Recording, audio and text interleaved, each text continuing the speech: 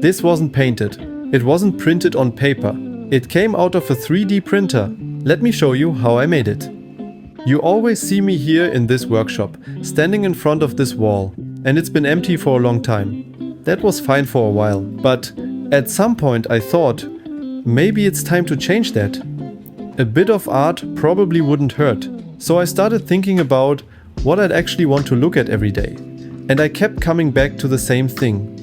Old Japanese art. I've always liked how quiet it feels.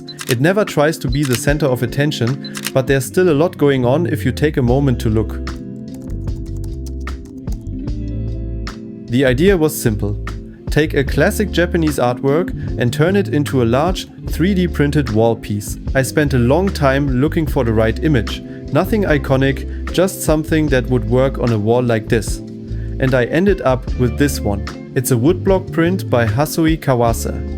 What mattered to me wasn't the subject, but the mood. These prints weren't painted, they were carved one layer at a time. And in a way, that already feels very close to 3D printing. But the real challenge was something else. And that's where I'm so excited to partner with Skillshare on this video. I'll be honest, I don't have a strong background in color theory. So instead of just guessing, I decided to actually learn it properly and took the course Graphic Design Theory, Color Theory by Jeremy Dayan on Skillshare. My goal was to reduce the artwork down to just 4 colors. Partly to achieve a cleaner, minimalist look, and partly so I could print it easily using my 4-color AMS setup. Reducing the number of colors was the easy part. Making sure those 4 actually work together in print was the real challenge. One of the most useful things I learned is to think in color roles instead of just colors. A strong base color, a mid-tone, a contrast layer, and a highlight. I also learned that hue alone doesn't create contrast, but brightness does. Especially once something is translated into a physical, layered print like this. Using those principles, I was able to choose 4 colors that still create depth and separation in the final UForge print, instead of everything blending together. And Skillshare isn't just about color theory. There are also beginner-friendly courses on CAD, design, and complete starter courses for tools like Fusion and other software I use all the time. If you want to learn new skills or better understand the tools behind projects like this, the first 500 people who use the link in the description or scan the QR code will get a 1-month free trial of Skillshare. Before I could actually start printing anything, the reduced image had to become a real 3D model first. Up to this point, everything only existed as a flat, simplified image inside UForge. So I exported the file and brought it into Bamboo Studio. My goal was to end up with a finished piece that's roughly 80 by 40 centimeters in size. To get there, I scaled the model up again about twice its original size. And at that point, it becomes pretty obvious very quickly, this is not going to fit on a normal print bed. So instead of forcing it into one piece, I decided to split the artwork into smaller sections. In total, 12 individual plates. Once those were laid out across the build plates, everything was finally ready to start printing. After that, there's not much talking to do for a while, just preparing the printers, loading the filaments, and hitting start. Each of the plates took somewhere between 2 and 5 hours to print. Altogether, the project used roughly 1 kilogram of filament. And after the first few plates were done, I could already tell that the color choices were working really well together. The layers were separating nicely, and that made me very curious to see how everything would come together in the end. While the plates were printing, I could already prepare the backing.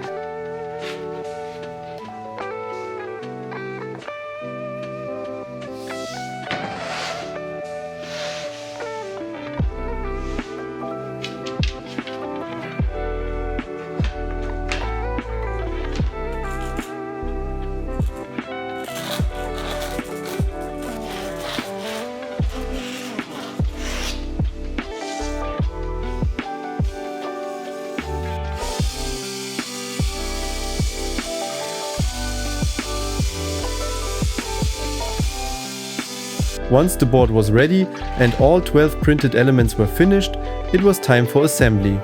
I laid out all the plates on the MDF first and carefully aligned them. At this scale, even small shifts become noticeable, so this part took some patience. After everything was lined up, I glued the plates down one by one.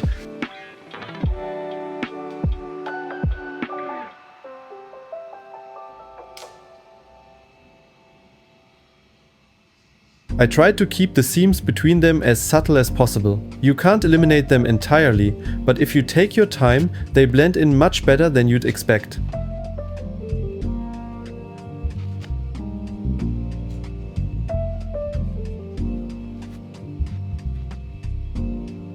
Only after the artwork itself was fixed in place did I move on to the frame. I cut the wooden strips to length and screwed them onto the back of the MDF board. I'm definitely not a woodworking expert, so this is a very straightforward solution.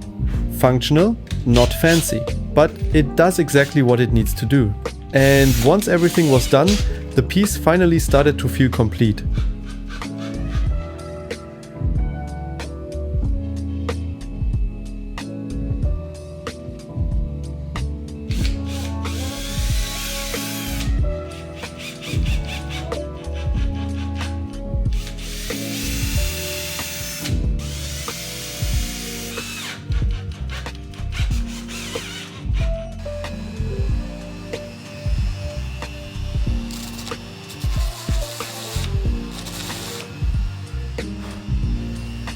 At that point, there was only one thing left to do: hang it on the wall. After staring at an empty surface for so long, it felt good to finally add some color to the space. I'm genuinely happy with how it turned out. The scale, the depth, the way the light interacts with the surface, it all came together better than I expected. If you want to print this piece yourself, you can find the print files on my Ko-fi page. Looking back, there's not much I would change about the project. I'd probably build the frame a bit more professionally next time, and I'd spend even more time minimizing the gaps between the individual tiles. At this size, small details matter, but overall, this felt like a really solid experiment.